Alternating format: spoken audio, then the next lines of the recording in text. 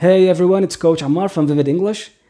Now, learning a language is similar to working out at the gym in two ways. If you go to the gym and ask the coach how all those moves are performed and understand all the logic behind every single one of them and how it contributes to strengthening your muscles, that's not going to change anything for you unless you do it yourself.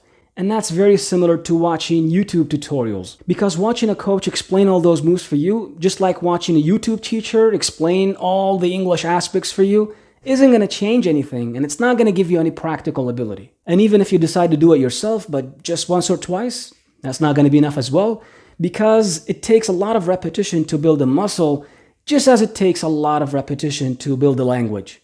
Number two, now let's just say that you do believe in repetition, but you just work on one muscle, and that's it. You just work on your delts, for example.